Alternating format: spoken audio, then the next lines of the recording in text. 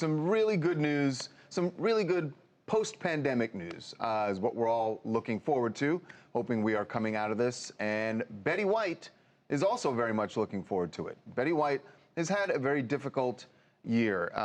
We've all had a difficult year, for Betty in particular, because she's been at home and unable to see friends.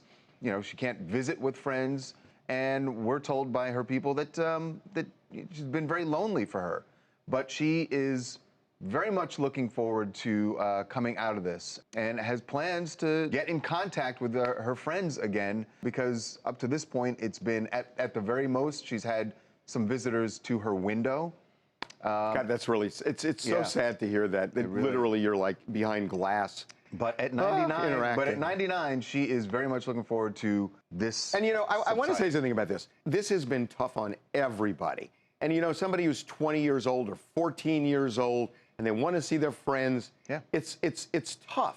Somebody 99, when you know that, you know, life takes its course, and you're sitting there for over a year.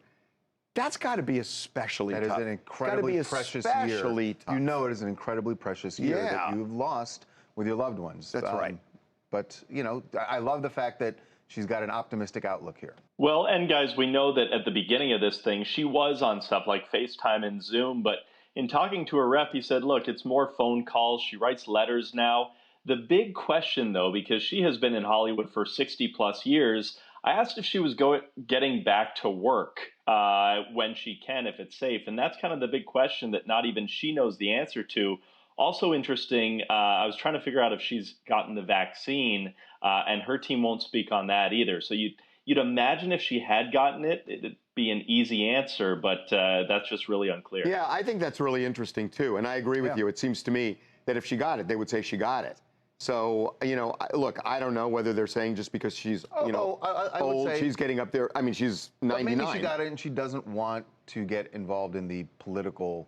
She knows that it is a political. Yeah, but you know what? A lot of people realize this shouldn't be political, and it's not political. So, you know, at a point, you don't have to buy into the concept of it being political, because it's dumb to call it political.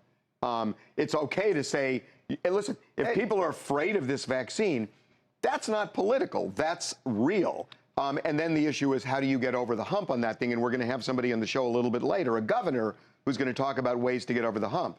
But I don't think that makes it political, if you know what I'm saying. I do know what you're saying, but, you know, Betty White probably saw what happened to LeBron James. It's like, I don't want to go down that route. I don't think that LeBron James is necessarily, you know, top of mind for Betty White. You don't know. You don't know how many. She's been at home. She could be watching Laker games. Well, LeBron kind of had to back off that, too. So she would have had permission.